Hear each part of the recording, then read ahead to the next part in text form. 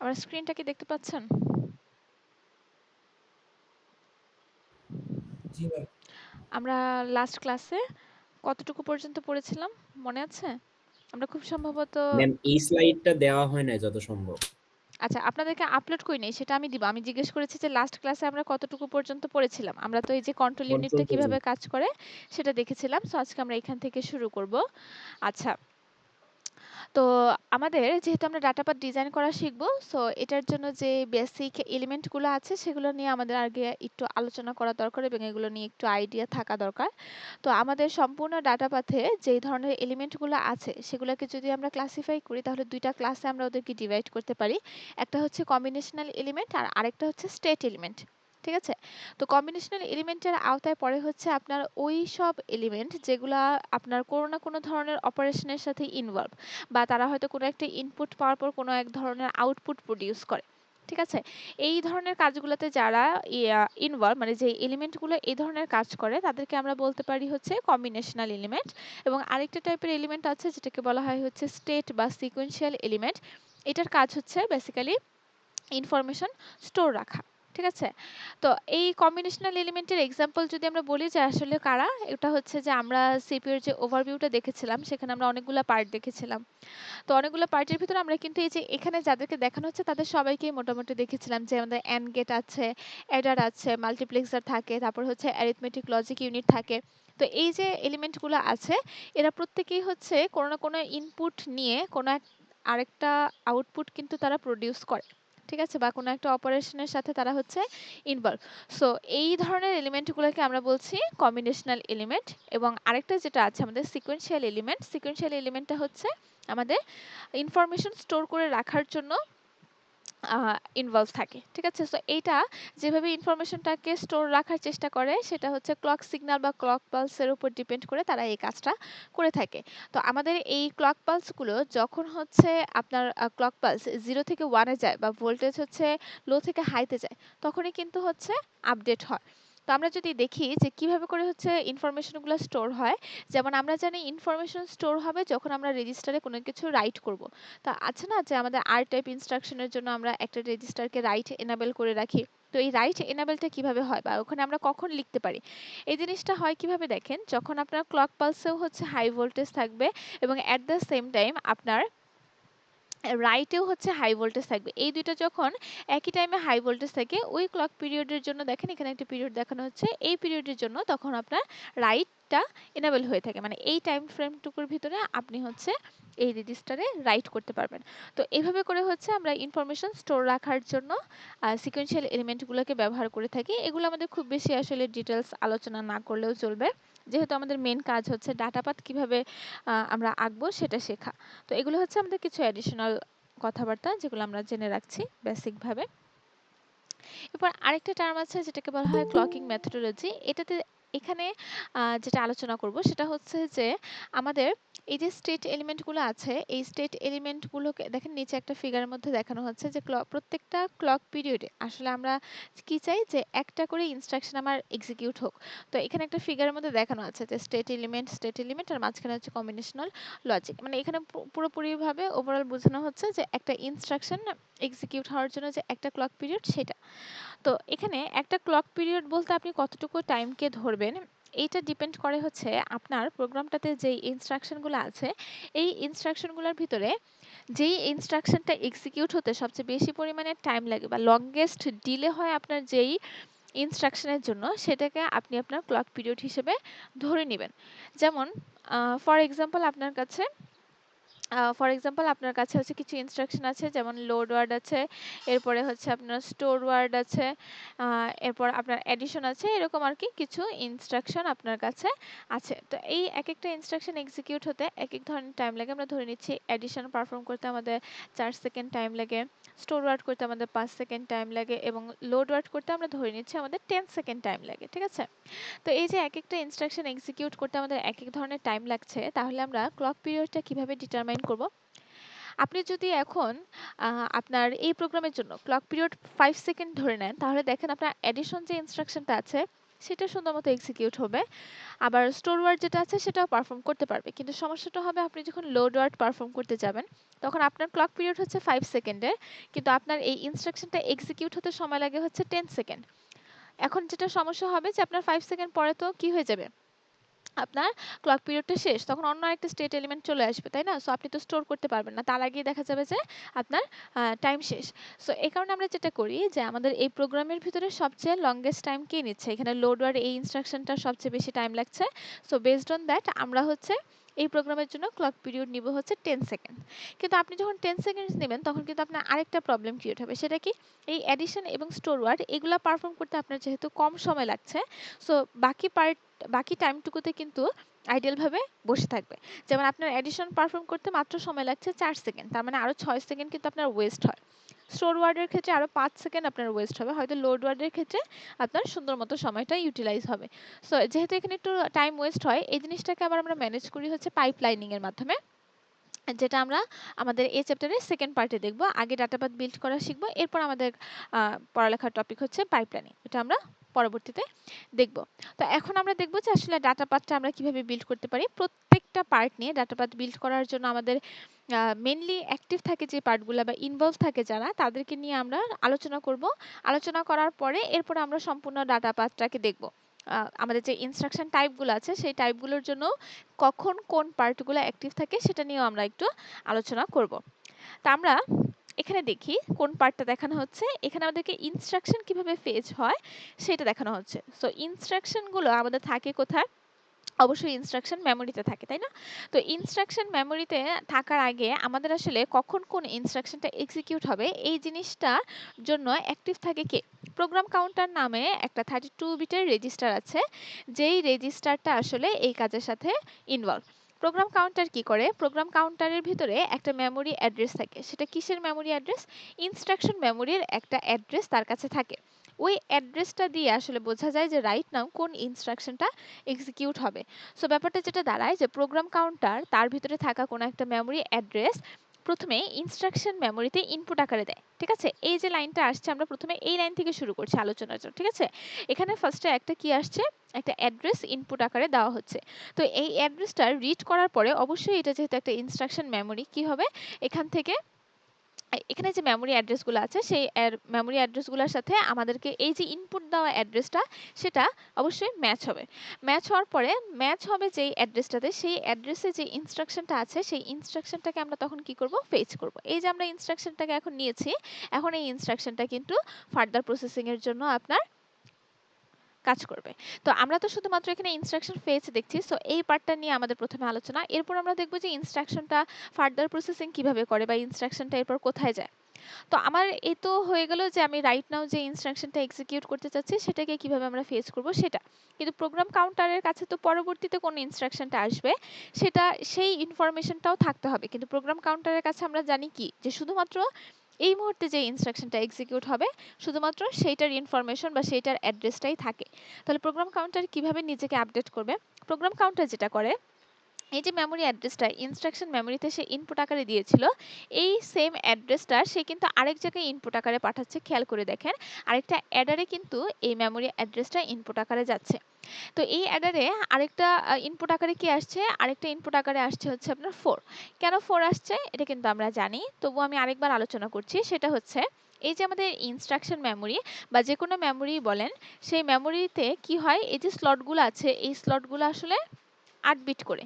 কিন্তু আমরা কি জানি? আমাদের ইনস্ট্রাকশনগুলো কিন্তু আসলে 32 বিটের। সো যেহেতু 32 বিটের, এই কারণে যেটা হয় যে আপনার একটা ইনস্ট্রাকশনকে বোঝানোর জন্য আপনার টোটাল 4টা করে স্লট লাগে। তাহলে আপনার প্রথম ইনস্ট্রাকশনটার জন্য যদি আপনি মেমোরি অ্যাড্রেস এই স্লটেরটা দেন, তাহলে আপনার নেক্সট ইনস্ট্রাকশনের জন্য মেমোরি কোন স্লটটা আপনি দিবেন? এই যে 4 ঘর পরে যে স্লটটা থাকবে সেটার অ্যাড্রেসই কিন্তু আপনি দিবেন। তো এই জিনিসটা আপনি কিভাবে পাবেন? যদি আমরা কথার কথা ধরে নিচ্ছি যে এই মেমোরি অ্যাড্রেসটা হচ্ছে 12। তো 12 এর সাথে যদি আমি 4 যোগ করি তাহলে কিন্তু আমি পেয়ে যাচ্ছি পরবর্তী আমার ইনস্ট্রাকশনের যে মেমোরি অ্যাড্রেস 16 সেটা। সো এই কারণে প্রোগ্রাম কাউন্টার কি করতে থাকে? প্রোগ্রাম কাউন্টার সবসময়ই তার এখন রাইট নাও যে ইনস্ট্রাকশনটা সে এক্সিকিউট করলো সেই অ্যাড্রেসের সাথে সে কন্টিনিউয়াসলি হচ্ছে 4 যোগ করতে থাকে, সো দ্যাট সে হচ্ছে নেক্সট ইনস্ট্রাকশনটাকে আবার পেতে পারে। তো এখানে কি হবে? আমার বর্তমানে যে ইনস্ট্রাকশনটা এক্সিকিউট হচ্ছিল সেইটার মেমোরি অ্যাড্রেসের সাথে 4 আপনার যোগ হবে এবং এই আউটপুটটা দেখেন কোথায় যাচ্ছে। এই আউটপুটটা কিন্তু আবার এই যে প্রোগ্রাম কাউন্টারে ইনপুট হিসেবে আসছে। কারণ কি আমি অবশ্যই এই ইনস্ট্রাকশনটাকে এক্সিকিউট করার পর নেক্সট ইনস্ট্রাকশন এক্সিকিউট করতে চাইবো। সো তখনও কিন্তু প্রোগ্রাম কাউন্টারকে আবার ইনস্ট্রাকশন মেমোরিতে ইনপুটটা দিতে হবে। সো এভাবে করে অ্যাডারের মাধ্যমে বারবার হচ্ছে আপনার ইনস্ট্রাকশন মেমোরির যে অ্যাড্রেসটা আছে সেটা আপডেট হতে থাকবে এবং এটা বারবারই প্রোগ্রাম কাউন্টারে যেতে থাকবে। এইভাবে করে প্রোগ্রাম কাউন্টার আবার ইনস্ট্রাকশন মেমোরিতে ইনপুট দিবে এবং এই প্রসেসটাই চলতে থাকে। সো প্রোগ্রাম কাউন্টার যেটা করে, প্রোগ্রাম কাউন্টার কিন্তু কন্টিনিউয়াসলি তার সাথে সবসময় এরকমভাবে 4 যোগ করতে থাকে। তো এইগুলো আমার ইনস্ট্রাকশন কিভাবে ফেচ হবে এবং নেক্সট ইনস্ট্রাকশন আমরা কিভাবে পাবো সেই আলোচনা। এখন হচ্ছে আমাদের প্রত্যেকটা টাইপের জন্য আমরা এখন আলোচনা করব যে প্রত্যেকটা টাইপের ইনস্ট্রাকশনের জন্য আসলে আপনার অ্যাক্টিভলি ইনভলভ থাকে কোন পার্টগুলো। তো আর টাইপের বা আর ফরম্যাটের ইনস্ট্রাকশনগুলোর জন্য আমার মেইনলি ইনভলভ থাকে হচ্ছে আপনার এই যে রেজিস্টার ফাইলটা আছে এইটা এবং এলইউ। আমাদের আসলে প্রত্যেকটা পার্টই ইনভলভ থাকে, ঠিক আছে? আমরা যদি বলি যে মেইনলি ইনভলভ থাকে তাহলে কতটা ভুল হয়। প্রত্যেকটা পার্টই আসলে আমাদের ইনভলভ থাকে, কিন্তু এখানে আমরা মেজর পার্টগুলো নিয়ে আলোচনা করছি। যেমন আমরা একটু আগে দেখেছি ইনস্ট্রাকশনটা কিভাবে ফেচ হবে। তো আপনার আর ফরম্যাট বা আর টাইপের ইনস্ট্রাকশনেও তো সেম কাজটা হবে, কিন্তু এখানে আপনার রেজিস্টার ফাইলের কাজটা কিভাবে হবে বা এলইউ এর কাজটা কিভাবে হবে সেটা নিয়ে আমরা একটু আলোচনা করছি। তো আর টাইপের ইনস্ট্রাকশনের কথা যদি আমরা বলি, আর টাইপের ইনস্ট্রাকশনে যেটা হয় আমরা দেখেছি যে এখানে আসলে 3টা রেজিস্টার আমাদের ইনভলভ হয়। আমরা যদি একটা ইনস্ট্রাকশন লিখি, যেমন অ্যাডিশনের জন্যই ধরেন আমরা লিখছি, অ্যাডিশন যখন আমরা করতে চাই তখন আমাদের কি হয়, টোটাল 3টা রেজিস্টার লাগে। সো আমি এখানে সিম্পল ভাবে ধরে নিয়েছি, ঠিক আছে, রেজিস্টারের নাম্বার দিয়ে ধরে নিচ্ছি। তো ধরেন হচ্ছে আমাদের এই যে 3টা রেজিস্টার আছে এবং আরেকটা হচ্ছে আমরা রেজিস্টার নিলাম হচ্ছে 9। তো এই যে 3টা রেজিস্টার যখন আমি লিখেছি, এই রেজিস্টারগুলোর ভিতরে এটা কি বলেন তো? এটা হচ্ছে আপনার ডেস্টিনেশন রেজিস্টার আর এই দুটো রেজিস্টার হচ্ছে আপনার সোর্স রেজিস্টার। তো ডেস্টিনেশন রেজিস্টারে তো আপনি আউটপুটটাকে স্টোর করতে চাইবেন, বাট সোর্স রেজিস্টারগুলো থেকে কিন্তু আপনি ডাটা রিড করবেন। রিড করার পরেই কিন্তু আপনার এই ডাটাগুলোকে নিয়ে আপনাকে এডিশন পারফর্ম করতে বলা হয়েছে। সো আপনি এডিশনটা করবেন। এই যে আমার এই আর টাইপের ইনস্ট্রাকশনের যে ইনস্ট্রাকশনটা, এখানে আমরা কি দেখতে পাচ্ছি, আর টাইপের ইনস্ট্রাকশনে যে টোটাল 3টা রেজিস্টার আমার থাকে। সো এখানে রেজিস্টার ফাইল থেকে আমরা 3টা রেজিস্টারকে দেখিয়েছি। এখন এই যে রেজিস্টারগুলো, এগুলোর সামনে আপনার 5 কেন লেখা? এগুলোর সামনে 5 লেখার একটা কারণ আছে। আমরা যদি ফরম্যাটটার কথা চিন্তা করি, আমরা যেটা মিড টার্ম এক্সামে অ্যান্সার করেছিলাম, দেখেন আমরা যদি ফরম্যাটটার কথা চিন্তা করি তাহলে আপনার মনে আছে প্রথম 6 বিট থাকে হচ্ছে অপ কোডের জন্য, এরপর 5 বিট থাকে হচ্ছে আপনার সোর্স রেজিস্টার 1 মানে আরএস এর জন্য, তারপর একটা আরটি এর জন্য, এরপর 5 বিট থাকে হচ্ছে আপনার আরডি এর জন্য, তারপর শিফট অ্যামাউন্ট থাকে এবং লাস্টলি হচ্ছে আপনার আরো 6 বিট থাকে যেটা দিয়ে আমরা আসলে বুঝতে পারি যে আমাদের কি করতে হবে। আর টাইপ তো ঠিক আছে, বাট যোগ করব বিয়োগ করব না কি করব সেটার জন্য। তো এখানে আমাদের এই প্রত্যেকটা রেজিস্টারই কিন্তু আসলে কত করে বিট ছিল, 5 বিট করে হচ্ছে এই রেজিস্টারগুলো ছিল। তার মধ্যে আমার প্রথমটা ছিল হচ্ছে আরএস, তারপরেরটা ছিল হচ্ছে আরটি এবং লাস্টেরটা ছিল হচ্ছে আরডি, যদি আমি ভুল না করি এরকম ভাবেই ছিল আমার যতদূর মনে পড়ছে।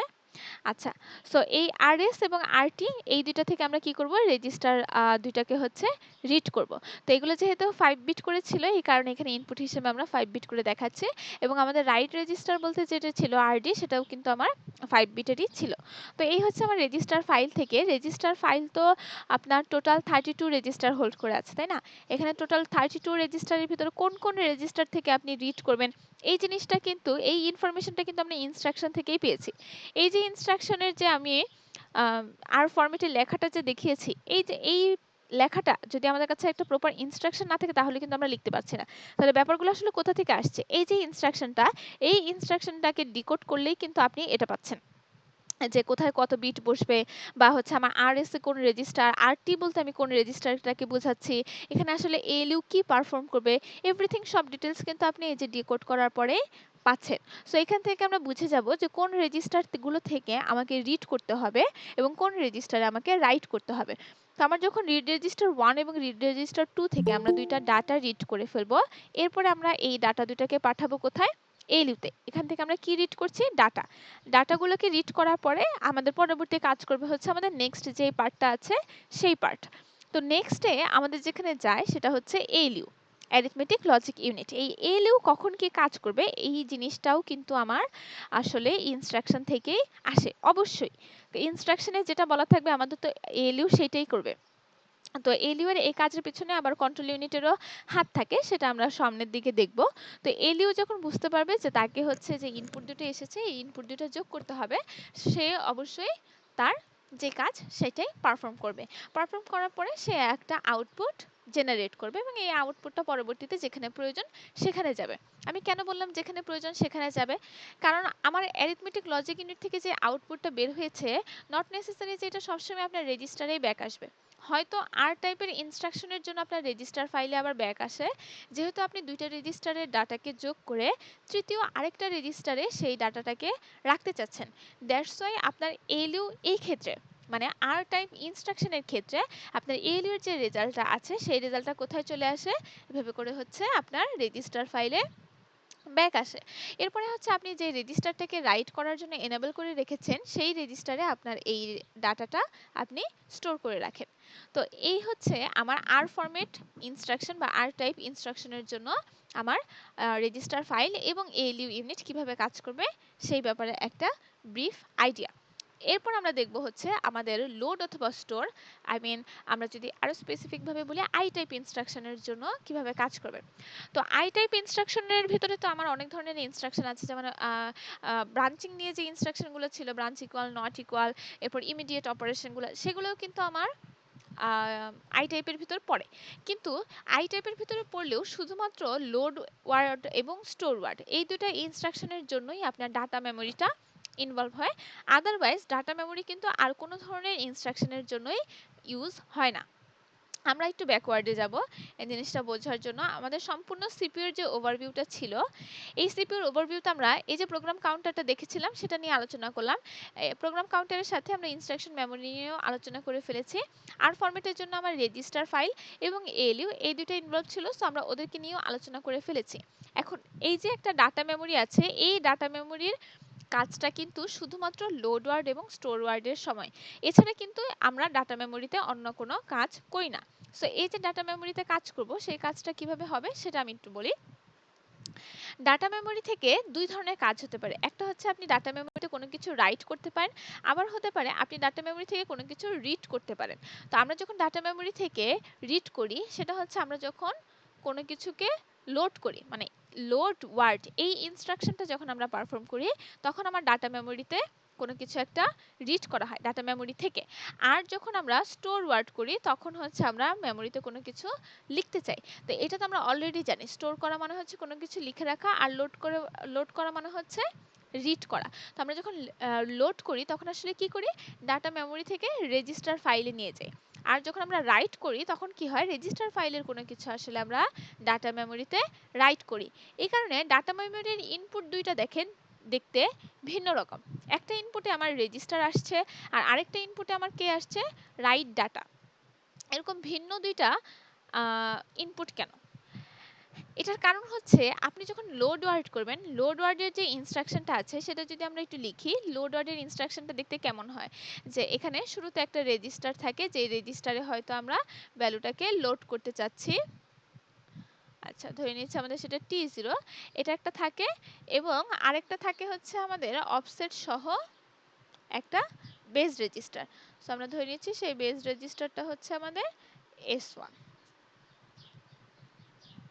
তো এই হচ্ছে আমার লোড ওয়ার্ডের ইনস্ট্রাকশনের যে ফরম্যাটটা সেটা। তো ইনস্ট্রাকশনটাতে আমরা এইভাবে লিখি। সো এখানে কি কি থাকে, একটা রেজিস্টার, যে রেজিস্টারটাতে হয়তো আমরা লোড করে রাখবো, এবং এরপরে থাকে হচ্ছে এই পার্টটা, যেই পার্টে একটা অফসেট ভ্যালু থাকে এবং একটা রেজিস্টার থাকে। আমরা কি জানি, এই অফসেট ভ্যালুর সাথে এই বেস রেজিস্টারের ভ্যালুটাকে কিন্তু আমার কি করতে হয়, যোগ করতে হয়। ঠিক আছে, তো এই যোগটা কিন্তু আবার কে করবে, আমার এই যোগটা কিন্তু এএলইউ পারফর্ম করবে। আপনাকে বুঝতে হবে যে যোগ বিয়োগ যাই কিছুই বলেন না কেন, এগুলো হচ্ছে এএলইউ এর পার্ট, মানে যেগুলো আপনার অ্যারিথমেটিক লজিক ইউনিটের পার্ট, সেগুলো কিন্তু যে কোনো ভাবেই হোক ওই ইউনিটেই হবে। ওই ইউনিট ছাড়া অন্য কোনো ইউনিটে কিন্তু এই কাজটা হবে না। সো আপনি যখন অফসেট ভ্যালুর সাথে বেস অ্যাড্রেসটাকে যোগ করতে চাইবেন তখন আপনি খেয়াল করে দেখেন, এটা আমাদের এই পার্ট থেকে বোঝাটা একটু অসুবিধা হবে, আমি ব্যাকওয়ার্ডে যাচ্ছি। আমরা যখন অফসেট ভ্যালুর সাথে, আচ্ছা আমি দেখি কোন ফিগার থেকে এটা ভালো করে বোঝা যাবে। আচ্ছা এই যে এখান থেকে বোঝা যাচ্ছে, আমরা যখন অফসেট ভ্যালুর সাথে রেজিস্টারের ভ্যালুটাকে যোগ করতে চাইবো, তখন কিন্তু আমার কি হবে, এই রেজিস্টার থেকে দেখেন এখান থেকে আমার বেস রেজিস্টারের ভ্যালুটা আসবে, আর এই যে এএলইউ এর আরেকটা ইনপুট আমরা দেখতে পাচ্ছি, এই ইনপুটটাতে আসবে হচ্ছে আমাদের অফসেটের ভ্যালুটা। এই অফসেটের ভ্যালুটা কোথা থেকে এসেছে দেখেন, ইনস্ট্রাকশন থেকে এসেছে, ঠিক আছে। তো এই যে আমার দুইটা ভ্যালু, এই ভ্যালু দুইটা তারপর যোগ করবে কে, এএলইউ। এরপর এএলইউ যোগ করার পরে আপনি অবশ্যই একটা অ্যাড্রেস পাচ্ছেন। এবার বুঝতে পেরেছেন অ্যাড্রেসটা কোথা থেকে আসছে? এই ডাটা মেমোরিতে একটা ইনপুট কেন অ্যাড্রেস?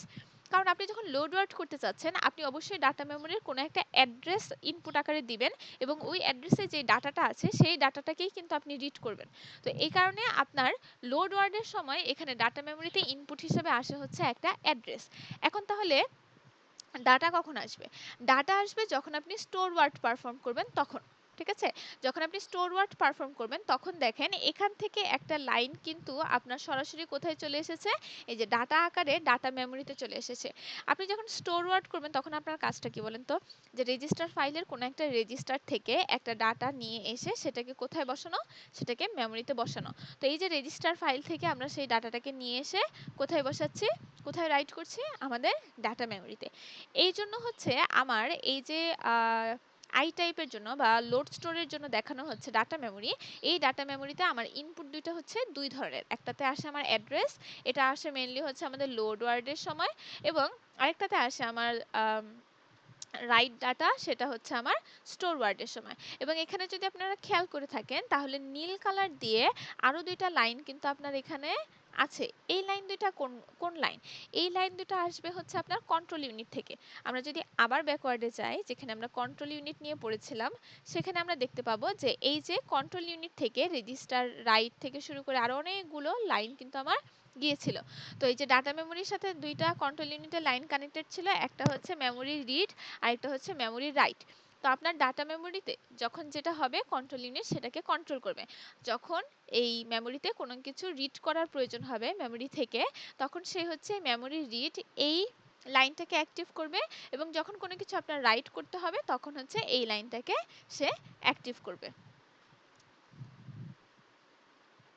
সো এভাবে হচ্ছে আপনার এই যে সম্পূর্ণ ডাটা মেমোরিতে কারা কারা ইনভলভ আছে, কে কিভাবে কাজ করবে, এই জিনিসগুলো আমি আপনাদেরকে দেখালাম। তো এখানে আরেকটা পার্ট আছে যেটা এখনো বলা হয়নি, সেটা হচ্ছে এই যে রিড ডাটা, এটা আবার এই দিক থেকে কিন্তু আউটপুট আকারে বের হচ্ছে। আচ্ছা কেন বের হচ্ছে? কারণ আমি যখন এখানে একটা অ্যাড্রেস ইনপুট আকারে দিলাম, এরপর তো আমি ওই অ্যাড্রেসে গিয়ে একটা ডাটা পাবো, তাই না? সেই ডাটাটাকে তো আমার রিড করতে হবে। রিড করে এটা নিয়ে আমি কোথায় যাব বলেন তো? এটা নিয়ে কিন্তু আমি রেজিস্টার ফাইলে যাব। কারণ কি, আমরা জানি যে আমাদের মেমোরি থেকে কোথায় লোড করতে হয়, রেজিস্টার ফাইলে লোড করতে হয়। তো আমি তো মেমোরি থেকে একটা ডাটা রিড করে ফেলেছি, এখন এটাকে আমি কোথায় লোড করব? এটাকে হচ্ছে আমরা রেজিস্টারে লোড করব। সো এখানে আরেকটা পার্ট আছে আমার লোড এবং স্টোরের সাথে অ্যাক্টিভলি ইনভলভ, সেটা হচ্ছে সাইন এক্সটেনশনের একটা পার্ট। সাইন এক্সটেনশনের এই পার্টটাতে দেখেন কি দেখানো হচ্ছে, যে 16 বিটের একটা ইনপুট আপনার এখানে আসছে, আর এখানে 32 বিটের একটা আউটপুট বের হচ্ছে। আচ্ছা এই সাইন এক্সটেনশনের কাজটা কি? সাইন এক্সটেনশনের কাজটা হচ্ছে আমাদের যে আই ফরম্যাট ইনস্ট্রাকশন ছিল, সেটার যে ফরম্যাটটা ছিল, আমরা যদি ফরম্যাটটার কথা চিন্তা করি, একদম লাস্টে আমার কি ছিল, 16 বিট অফসেট ছিল না? এই যে আপনার অফসেট ভ্যালুটা, এই যে 12, ঠিক আছে, এই 12টা কিন্তু আপনার কি 16 বিট অফসেট হিসেবে কিন্তু আসে। তো এই যে 16 বিট অফসেট হিসেবে আসবে, কিন্তু আমার সব কাজ তো 32 বিট আকারে হচ্ছে, তাহলে অবশ্যই এই 16 বিটকে আমার কি করে নিতে হবে, সাইন এক্সটেন্ড করে নিতে হবে। আমরা যদি সাইন এক্সটেন্ড করে নিই, তারপরে এটা কি 32 বিটের হয়ে যায়, এবং তখন আমরা সুন্দর মতো এটাকে নিয়ে কাজ করতে পারি। এখন এই সাইন এক্সটেনশনটা আপনার সিপিইউর কোথায় বসে, আমি আপনাকে একটা ফিগার দেখাচ্ছি। এই যে দেখেন কোথায় বসে, এটা বসে হচ্ছে এখানে। এটা যদিও ব্রাঞ্চ ইনস্ট্রাকশনের জন্য, আচ্ছা আমি আপনাদেরকে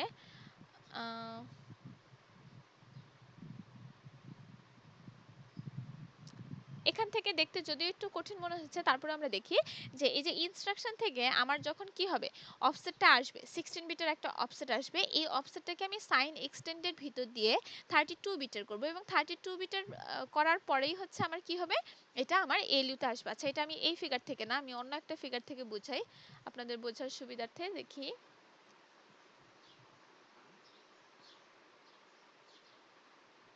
আচ্ছা, এই যে এখানে যে আমি বোঝাচ্ছিলাম যে এখান থেকে আমার একটা অফসেট আসবে, যে বেস রেজিস্টারের ইনপুটটা আসে এখান থেকে, আর এই যে এখানে দেখিয়েছিলাম কি একটা অফসেট আসবে। তো অফসেটটা কোথা থেকে আসছিল? আমার ইনস্ট্রাকশন থেকে। এখন এই যে অফসেটটা আসবে, এই অফসেটটা আসার মাঝখানে হচ্ছে আমার এই সাইন এক্সটেন্ডটা থাকবে, যেখানে কিনা আমার 16 বিটার একটা অফসেট ভ্যালু এসে সাইন এক্সটেনশনের ভিতর দিয়ে যখন যাবে তখন 32 বিটার হয়ে যাবে, এবং এই 32 বিটের সাইন এক্সটেন্ডেড যে ভ্যালু অফসেটটা, সেটা হচ্ছে আমার এএলইউ-তে ইনপুট আকারে যাবে। এবং আরেকটা কি আসছিল আমাদের ইনপুট আকারে? Base register. তারপরে এই দুটাকে হচ্ছে আমরা যোগ করে এরপর একটা মেমোরির অ্যাড্রেস পেয়ে যাব। সো সাইন এক্সটেনশনটা আমার কোথায় বসবে নিশ্চয়ই আমরা বুঝতে পেরেছি। তো এই গেল হচ্ছে আমার লোড এবং স্টোরের জন্য কাজ। এরপরে আমাদের যে টপিকটা আছে সেটা হচ্ছে ব্রাঞ্চ ইনস্ট্রাকশন, যেখানে কিনা আমরা ব্রাঞ্চের ইকুয়ালিটি চেক করি। যদি ইকুয়াল হয় তখন আমরা এক ধরনের কাজ করি, যদি নট ইকুয়াল হয় তখন আমরা আরেক ধরনের কাজ করি, তাই না? তো আমাদের ব্রাঞ্চিং ইনস্ট্রাকশনগুলো কিরকম ছিল? একটা ছিল হচ্ছে একটা ছিল বিইকিউ, আর আরেকটা ছিল হচ্ছে বিএনই। তো এই যে আমার ইনস্ট্রাকশনগুলো ছিল, এই ইনস্ট্রাকশনগুলোতে কিন্তু আমরা ইকুয়ালিটি চেক করতাম। যদি তারা ইকুয়াল হয় তাহলে হয়তো আমরা এক ধরনের কাজ করব, যদি ইকুয়াল না হয় তাহলে আরেক ধরনের কাজ করব। এখন কথা হচ্ছে, সিপিইউর ভিতরে কি এরকম ইকুয়ালিটি চেক করার জন্য কোনো পার্ট আছে, নাকি এই কাজটাও আমার এএলইউ করে? এখন অ্যান্সার হচ্ছে এই কাজটাও এএলইউ করবে। তো এএলইউ যে করবে, এই যে ইকুয়ালিটিটা সে কিভাবে চেক করবে? ইকুয়ালিটিটা চেক করার জন্য সে একটা দারুণ কাজ করে। সে কাজটা কি? সে হচ্ছে সাবট্রাকশনের মাধ্যমে ইকুয়ালিটিটা চেক করে। যেমন আমরা যখন ব্রাঞ্চ ইকুয়ালিটি চেক করব, ধরেন আমার কাছে দুইটা রেজিস্টার আছে, একটা হচ্ছে T1 আর আরেকটা হচ্ছে T2। ঠিক আছে, এই T1 এবং T2 রেজিস্টারের ইকুয়ালিটি আমরা চেক করব। যদি ইকুয়াল হয় তাহলে আমরা একটা জায়গায় যাব, আর যদি ইকুয়াল না হয় তাহলে আমরা আরেক জায়গায় যাব। তো এখানে হচ্ছে আমরা T2 লিখছি, যদি ইকুয়াল হয় তাহলে আমরা L1 এ যাব। আচ্ছা, ভেরি ফাইন। ইকুয়াল হবে কিনা সেটা আমরা কিভাবে দেখব? এই যে T1 এবং T2 দুইটা রেজিস্টার আছে, এই রেজিস্টারের ভ্যালুগুলাকেই তো আসলে আমরা কম্পারিজনটা করব, তাই না? তো এইটা করার জন্য যে কাজটা করে এএলইউ, সে হচ্ছে রেজিস্টারের ভ্যালুগুলাকে হচ্ছে বিয়োগ করে। মানে T1 থেকে আপনি যদি T2 বিয়োগ করেন, সেই বিয়োগফল যদি 0 আসে তাহলেই কিন্তু বোঝা যাচ্ছে যে তারা ইকুয়াল। আপনার 0 কখন আসবে? বিয়োগফল আমার 0 কখন আসে? যখন দুইটা রেজিস্টারে সেম ভ্যালু থাকবে, তাই না? তো আমরা যদি ধরে নিই যে T1 এ আমার 5 আছে এবং T2 তেও আমার 5 আছে, তো সেই ক্ষেত্রেই না আপনার সাবট্রাকশনের ভ্যালু হচ্ছে 0 আসবে। তো এভাবে করে কিন্তু আমরা কি করতে পারি? আমাদের ইকুয়ালিটিটা চেক করতে পারি, যে যদি আমার সাবট্রাকশনের রেজাল্ট 0 আসে তার মানে হচ্ছে তারা ইকুয়াল, যদি 0 না আসে তার মানে হচ্ছে তারা নট ইকুয়াল। সো আমার ব্রাঞ্চিং ইনস্ট্রাকশনের এই কম্পারিজনের কাজটাও আসলে তাহলে কে করবে? এএলইউ করবে, বাট কিভাবে করবে? সাবট্রাকশনের মাধ্যমে। আচ্ছা, ঠিক আছে। তো আমার যখন হচ্ছে এরকম একটা সিচুয়েশন হয় যে যদি তারা ইকুয়াল হয় তাহলে আমরা অন্য কোনো একটা লেভেলে যাব, বা আমরা অনেক সময় ইনস্ট্রাকশনগুলোকে এইভাবে লিখি যে যদি ইকুয়াল না হয় তাহলে আমরা অন্য কোথাও যাব। তো এই যেখানে লিখেছি যে যদি ইকুয়াল হয় তাহলে আমরা L1 এ যাব। এই L1 কিভাবে আমরা বের করব, বা এই L1 এর জন্য ডাটা পাথটাও কিন্তু আপনার দেখাতে হবে, যে কিভাবে আপনি এএলইউ ক্যালকুলেট করে তারপরে আবার এএলইউ না, সরি, L1 ক্যালকুলেট করে সেই নতুন আপডেটেড ভ্যালুটাকে আবার প্রোগ্রাম কাউন্টারে পাঠাবেন। সেই কাজটাও কিন্তু আপনাকে করতে হবে। তো আমরা কিভাবে করে হচ্ছে আমাদের এই টার্গেট অ্যাড্রেসটা ক্যালকুলেট করি, এটা হচ্ছে এই পার্টে বলা আছে। প্রথম কাজ কি আমাদের?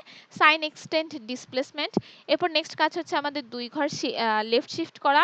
এরপরে হচ্ছে আমার প্রোগ্রাম কাউন্টারের সাথে যে কন্টিনিউয়াসলি 4 যোগ হতে থাকে, সেই রেজাল্টটার সাথে আমরা বর্তমানে যে রেজাল্টগুলো পাচ্ছি, যে লেফট শিফট করে এই যে রেজাল্টটা আছে, এই রেজাল্টগুলোকে যোগ করার পরে আমাদের L1 যেখানে আছে সেটা আমরা পেয়ে যাব। তো এই পার্টটাকে বলা হয় হচ্ছে টার্গেট অ্যাড্রেস ক্যালকুলেশন।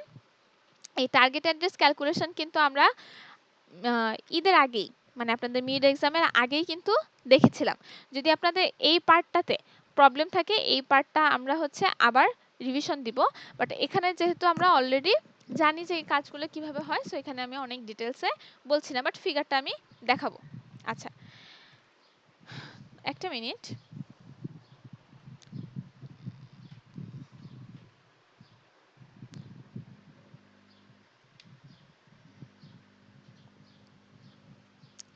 সো এখানে আমরা দেখি যে ব্রাঞ্চ ইনস্ট্রাকশনের জন্য এই কাজগুলো কিভাবে হয়। আমরা দেখেন কি দেখেছিলাম যে আমরা যখন টার্গেট অ্যাড্রেসটা ক্যালকুলেশন করব, প্রথম কাজ হচ্ছে আমাদের সাইন এক্সটেন্ড করা, এরপর হচ্ছে 2 বিট লেফট শিফট করা। তো এই জিনিসগুলো কিন্তু আমার হচ্ছে যে ইনস্ট্রাকশন থেকে আমার সাইন এক্সটেনশনের যে পার্টটা সেটা কিন্তু এখানে ছিল। আমাদের অফসেট ভ্যালুর সময় এখান থেকে একটা ইনপুট এদিকে যেত, সেটা কিন্তু আমরা এখন আর দেখাচ্ছি না। আমাদের যেই ইনস্ট্রাকশনের জন্য দেখছি আমরা ফিগারটাকে সেভাবে সিম্পলিফাই করে নিয়েছি। সো আমার এই সাইন এক্সটেন্ডেড পার্টের যে 32 বিটের আউটপুটটা, সেই আউটপুটটা কোথায় যাবে? আপনার এখানে ইনপুট হিসেবে যাবে। এরপর ওই আউটপুটটাকে আপনি কিন্তু 2 ঘর লেফট শিফট করবেন। লেফট শিফট করার পরে যে আউটপুটটা এসেছে, সেই আউটপুটের সাথে আপনি এখন কাকে যোগ করবেন বলেন তো?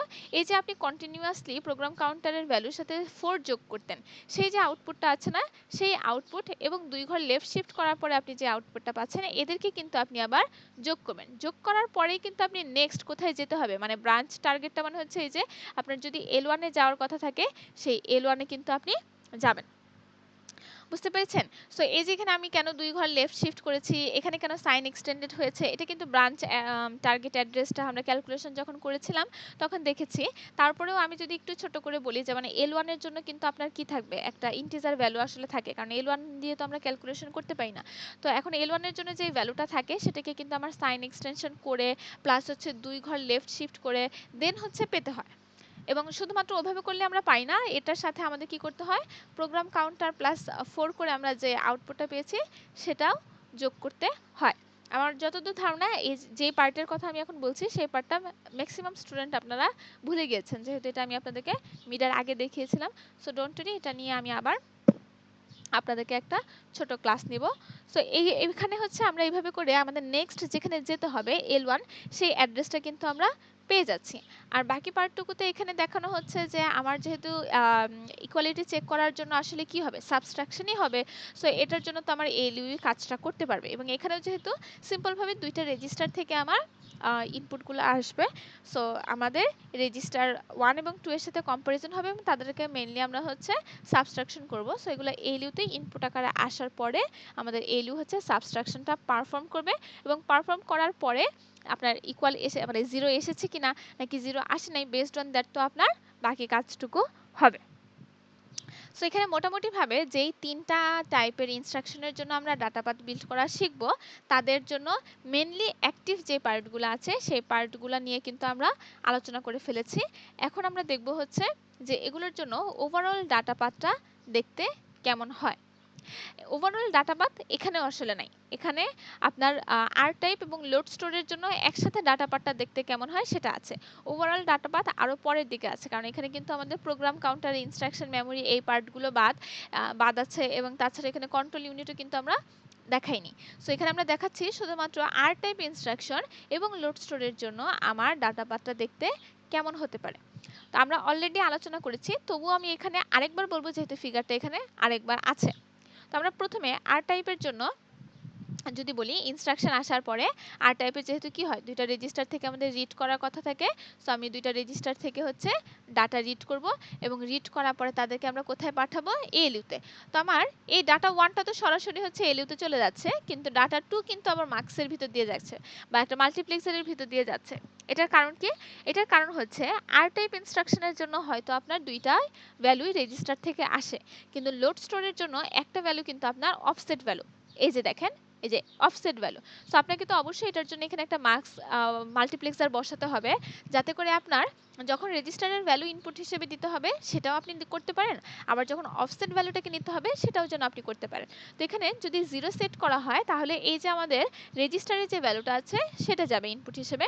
আর যদি 1 সেট করা হয়, 1 যদি থাকে আমাদের, তাহলে এই যে অফসেট ভ্যালুটা, এক্সটেন্ডেড 32 বিটের যে ভ্যালুটা, সেটা কিন্তু আপনার এখানে আসবে। তো আমাদের আর টাইপের জন্য কি আসবে? এই রেজিস্টার থেকে একটা ভ্যালু আসবে, এবং এই রেজিস্টার থেকে একটা ভ্যালু আসবে যখন আমাদের মাল্টিপ্লেক্সারে 0 সেট করা থাকবে। এরপর কি হবে? এরপর হচ্ছে আমাদের এলইউ সেই কাজটা পারফর্ম করবে যেটা তাকে করতে বলা হয়েছে, মানে আর টাইপ ইনস্ট্রাকশনে যেটা করতে বলা হয়েছে সেটাই সে করবে। এরপর এই রেজাল্টটা কিন্তু আমার ডাটা মেমরিতে যাবে না। আমি কি বলেছিলাম যে লোড ওয়ার্ড এবং স্টোর ওয়ার্ড ব্যতীত অন্য কোনো ধরনের ইনস্ট্রাকশনের সময়ে ডাটা মেমরি ইনভলভ থাকে না। সো আমার এলইউ এর এই রেজাল্টটা কোথায় যাবে?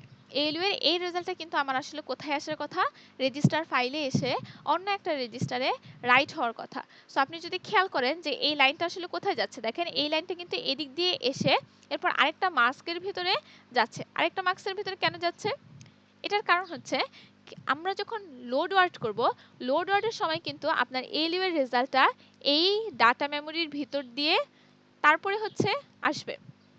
ডাটা মেমোরির ভিতর থেকে আপনি যখন একটা ডাটাকে রিড করে নিয়ে আসবেন, তখন কিন্তু আপনাকে এটা আবার রেজিস্টারে পাঠাতেই হয়।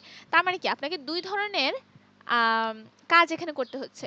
আইদার আপনাকে ALU এর যে রেজাল্টটা আছে সেটা পাঠাতে হয়, অথবা যদি আপনি লোড ওয়ার্ড এবং স্টোর ওয়ার্ড করেন তখন আবার আপনাকে ডাটা মেমোরি থেকে একটা ডাটা পাঠাতে হয়। সো যখনই আমরা দেখি যে এরকম দুই ধরনের ডিসিশন নেওয়ার মতো সিচুয়েশন, তখনই কিন্তু আমরা এখানে কি করি, মাল্টিপ্লেক্সার ইমপ্লিমেন্ট করি।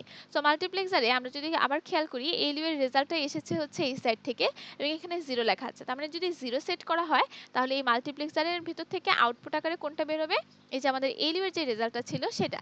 এবং এই রেজাল্টটা এসে কোথায় যাচ্ছে, দেখেন এই রেজাল্টটা এসে কিন্তু আবার এই যে রেজিস্টার ফাইলে চলে আসছে।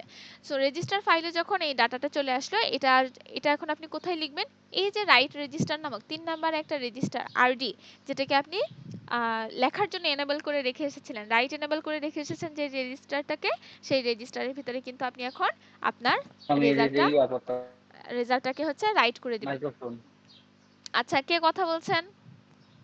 মিউট করে কথা বলেন। আচ্ছা, এরপর এই সেম ফিগারটার জন্য যদি এখন আমরা লোড বা স্টোরের সময় কিভাবে কাজ করে সেটা বলি, তাহলে দেখেন লোড ওয়ার্ডের সময় আমরা কি জানি, আমাদের বেস অ্যাড্রেসের সাথে হচ্ছে আমার অফসেট ভ্যালুটা যোগ হবে। তো বেস অ্যাড্রেসটা তো আমার এই রেজিস্টার থেকে আসবে, অফসেট ভ্যালুটা আসবে হচ্ছে আমার এই যে সরাসরি ইনস্ট্রাকশন থেকে। 16 বিটের একটা অফসেট ভ্যালু আসবে, যেটা কিনা সাইন এক্সটেন্ডের ভিতর দিয়ে 32 বিটের হয়ে এরপর মার্কসের ভিতর দিয়ে আপনার এলইউতে আসবে। মার্কসে তখন কি থাকবে, মার্কসে তখন হচ্ছে 1 সেট করা থাকবে, সো দ্যাট সে বুঝতে পারবে যে আমাকে এই অফসেটের ভ্যালুটাই পাঠাতে হবে, আমি এখন এখান থেকে কোনো ভ্যালু পাঠাবো না। তো এরপর সে অফসেটের ভ্যালুটা পাঠাবে এবং এলইউতে তখন কি হবে, একটা অ্যাডিশন পারফর্ম হবে, যেহেতু অফসেট ভ্যালুর সাথে বেস অ্যাড্রেসটাকে আমরা যোগ করার পরে মেমোরির অ্যাড্রেসটা পাই।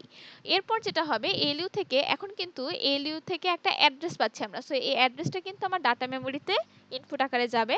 এই দিক থেকে কিন্তু না, যদি এই দিক থেকে যায়ও তবুও কিন্তু এটা আসলে পৌঁছাবে না, কারণ আমাদের তখন 0 অ্যাক্টিভ থাকবে না। আচ্ছা, সো অ্যাড্রেসটা আমরা পাচ্ছি, অ্যাড্রেসটা এই ডাটা মেমোরিতে ইনপুট আকারে আসার পরে ওই অ্যাড্রেসে যে ডাটাটা আছে সেই ডাটাটা এখন কিভাবে যাবে, সেই ডাটাটা কিন্তু এখন এই মাস্কের ভিতর দিয়ে যাবে এবং এই সিচুয়েশনে কিন্তু মাস্কের ভিতরে 1 সেট করা থাকবে, যেহেতু আমরা এই ডাটাটাকে রেজিস্টারে পাঠাতে চাচ্ছি।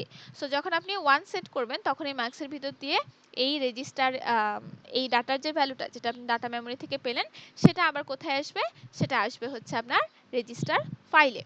রেজিস্টার ফাইলে আসার পরে আপনার লোড ওয়ার্ড এবং স্টোর ওয়ার্ডের ক্ষেত্রে রেজিস্টার কিন্তু আপনার 3টা থাকবে না, তখন কিন্তু এই যে সেকেন্ড রেজিস্টারটা আছে এই রেজিস্টারটাকেই আপনি রাইট এনেবল করে রাখবেন এবং এই যে ডাটাটা আসলো সেই ডাটাটাকে আপনি তখন কোথায় লোড করবেন, এই রেজিস্টারে লোড করবেন। সো এভাবে করে হচ্ছে আপনার লোড ওয়ার্ডটা কাজ করবে। এখন তাহলে স্টোর ওয়ার্ড কিভাবে কাজ করবে, স্টোর ওয়ার্ড কাজ করার জন্য আপনার যেটা হবে যে আপনি এই রেজিস্টারের থেকে কোনো একটা ভ্যালুই তো হচ্ছে মেমোরিতে স্টোর করতে চাচ্ছেন। সো আপনি যেটা করতে পারবেন সেটার জন্য এই ফিগারটা আমরা একটু ক্লিয়ার করি।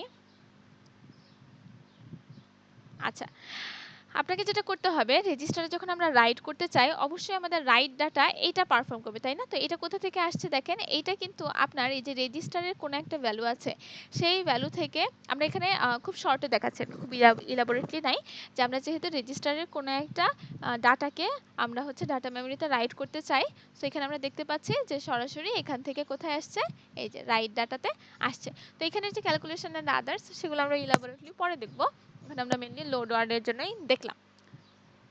সো এখানে আবার কিন্তু আরো দুইটা আপনার কন্ট্রোল ইউনিটের লাইন ছিল, মেমোরিতে রিড করবেন না রাইট করবেন, তারপর হচ্ছে এখানে এলইউ অপারেশন কোনটা হবে, এরপর এখানে রেজিস্টার রাইট করবেন কিনা, এগুলো সম্পর্কে আমরা অলরেডি জানি।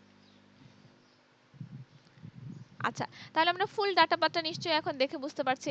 আমাদের একটু আগের এই যে ডাটা পার্টটা ছিল এটার সাথে জাস্ট এখানে কি অ্যাড করা হয়েছে, এই যে প্রোগ্রাম কাউন্টারের যে পার্টটা ছিল এটা তখন ছিল না, এটাকে অ্যাড করেছি এবং প্রোগ্রাম কাউন্টার কিভাবে তার ভ্যালুগুলোকে আপডেট করতে থাকে সেটা অ্যাড করা হয়েছে।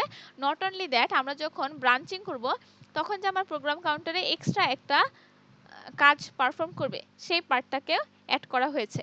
এখন আমরা যদি একটু ব্যাকওয়ার্ডে যাই আমাদের কিন্তু বুঝতে অসুবিধা হবে না। আমরা ব্রাঞ্চিং এর সময় দেখেছিলাম যে অফসেট ভ্যালুটা কিন্তু আপনার এই সাইন এক্সটেন্ডের ভিতর দিয়ে কি করে আমাদের এই যে শিফটিং হবে এখানে আসে। আবার আমরা লোড ওয়ার্ডের সময় দেখেছি যে সাইন এক্সটেন্ডের ভ্যালুটা কোথায় যায়, আমার এলইউতেও যায়। সো এখানে আমার একসাথে দুইটা দেখানো হয়েছে যে সাইন এক্সটেন্ড থেকে এই ভ্যালুটা আপনার কি হতে পারে, আপনার এই যে মার্কসের ভিতরেও যেতে পারে, অথবা আপনার কোথায় যাবে, এটা হচ্ছে যে শিফটিং এর জন্য এখানেও যেতে পারে। সো ইট ডিপেন্ডস যে আপনার ইনস্ট্রাকশনটা কি, ইনস্ট্রাকশনের উপরে ডিপেন্ড করেই তো আপনার বোঝা যাবে যে এটা আসলে কোন দিকে যাবে। সো এই পার্ট দুটাকে কিন্তু আমরা এখানে এক্সট্রা দেখিয়েছি, আর এই পার্টটা কিন্তু আমরা একটু আগে যে ফিগারটা দেখলাম এটাই, ঠিক আছে, এই ফিগারের সাথেই এখন বাকি তিনটা পার্ট হচ্ছে অ্যাড করে দেওয়া হয়েছে। এখন এই বাকি দুইটা পার্ট অ্যাড করে দেওয়া হয়েছে আর কি। তো এই ফিগারের ভিতরে যখন আপনি কন্ট্রোল ইউনিট সহ বসাবেন, কন্ট্রোল ইউনিটের কাজগুলোও যখন আপনি বর্ণনা করবেন, তখনই হচ্ছে সম্পূর্ণ ডাটা পাথটা কমপ্লিট হবে আর কি, ঠিক আছে।